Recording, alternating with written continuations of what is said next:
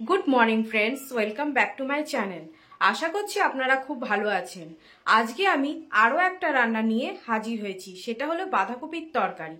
বাঁধাকপির তরকারি খেতে খুব সুস্বাদু হয়, আর এটা আপনারা ভাত দিয়েও খেতে পারেন, রুটি এবং পরোটা দিয়েও খেতে পারেন।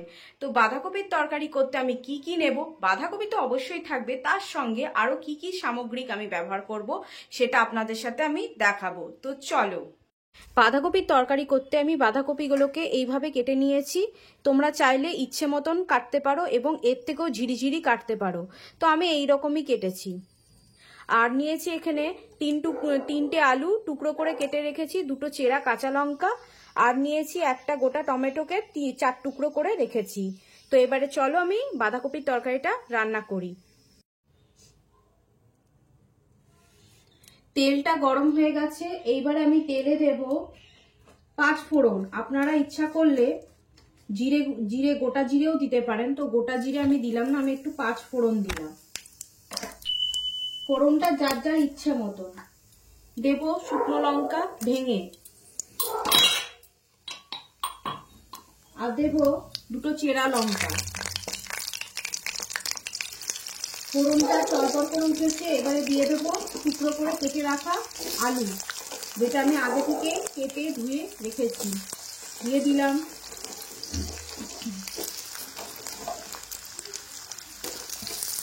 এইবারে দেব আমি হলুদ আর নুন, দিয়ে দিলাম হলুদ, আর দেব নুন। নুনটা সামান্য দেব, সামান্য। এবার একটু নাড়িয়ে চাড়িয়ে নেব।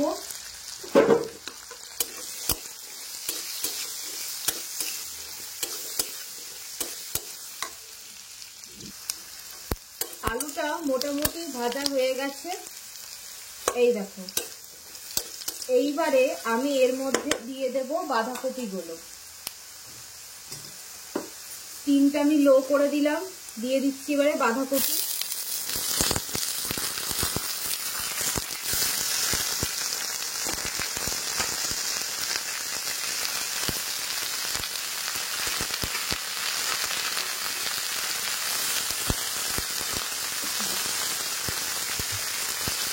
দিয়ে দিলাম বাঁধাকপিটা। এইবারে আমি আরেকটু নুন দেবো, যেহেতু আলু ভাজার সময় আমি নুন দিয়েছিলাম, সেই জন্য আরেকটু নুন আমি দিয়ে দিলাম। আর দেবো হলুদটা আমি পরে দেবো। এটা একটুখানি আমি ঢেকে রেখে দিই, মজে যাক, তারপরে আবার আমি নাড়াবো। দেখো এটা ভেপে গেছে, এবারে একটুখানি নাড়িয়ে দেব আস্তে আস্তে, হালকা হাতে। কতখানি বাঁধাকপি ছিল আর কইটুকুনি হয়ে গেল।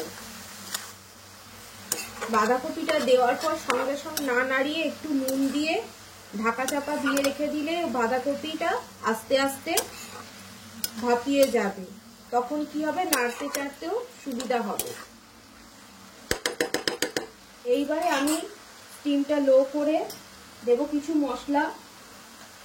প্রথমেই দেব হলুদ,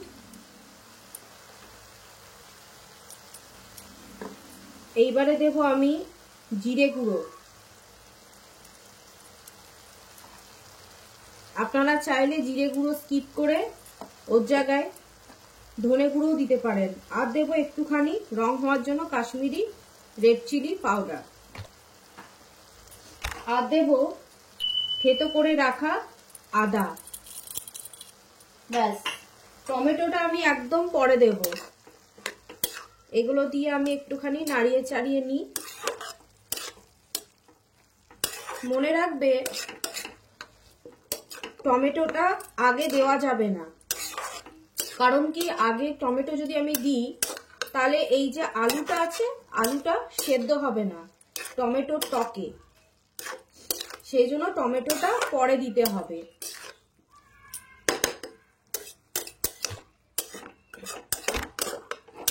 ভালো করে নাড়াতে হবে, বাঁধাকপিটাকে নাড়িয়ে চাড়িয়ে। আবার আমি ঢেকে রেখে দেব।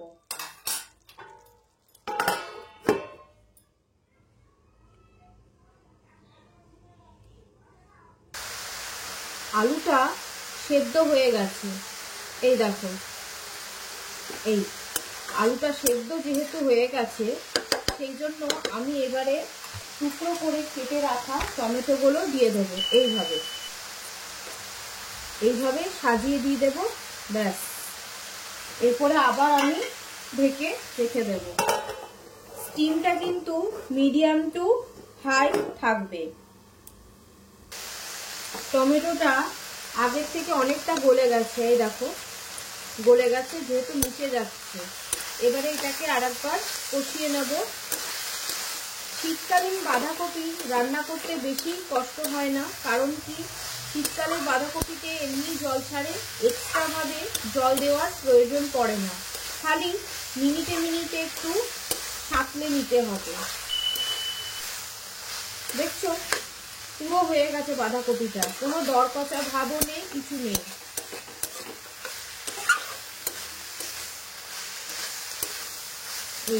হয়ে গেছে প্রায়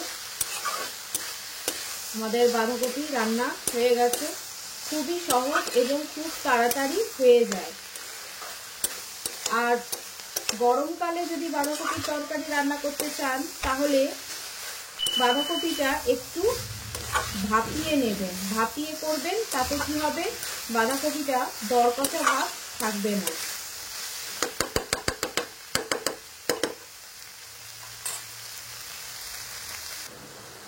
দেখুন বাঁধাকপি তরকারিটা আমার হয়ে গেছে।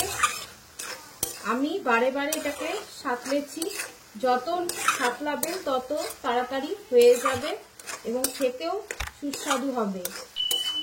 তো আপনারা বাঁধাকপির তরকারিটা নামানোর সময় ঘি গরম মশলা দিয়েও নামাতে পারেন। তো আমি এই দুটোর মধ্যে একটাও ব্যবহার করব না, আমি এমনি নামিয়ে দেব একটা পাত্রের মধ্যে। তো চলুন আমি নামিয়ে নিই বাঁধাকপির তরকারিটা। আমি বাঁধাকপির তরকারিটা এই পাত্রের মধ্যে নামাবো। তো চলো, এই যে আস্তে আস্তে নামাতে হবে।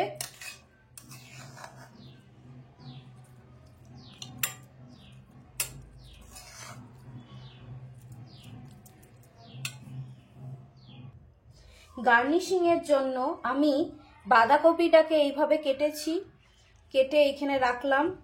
আর দেব দুটো চেরা কাঁচা লঙ্কা, এইভাবে। ব্যাস হয়ে গেল তৈরি ঝটপট বাঁধাকপির তরকারি।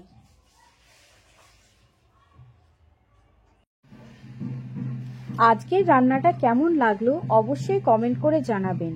যদি ভালো লেগে থাকে তাহলে লাইক, শেয়ার, সাবস্ক্রাইব ও পাশে থাকা বেল আইকনটা প্রেস করে দেবেন। আমার এই রান্নাটার বিষয়ে কোনো মন্তব্য থাকলে কমেন্ট করে জানাবেন। তাহলে বন্ধুরা, টাটা, বাই।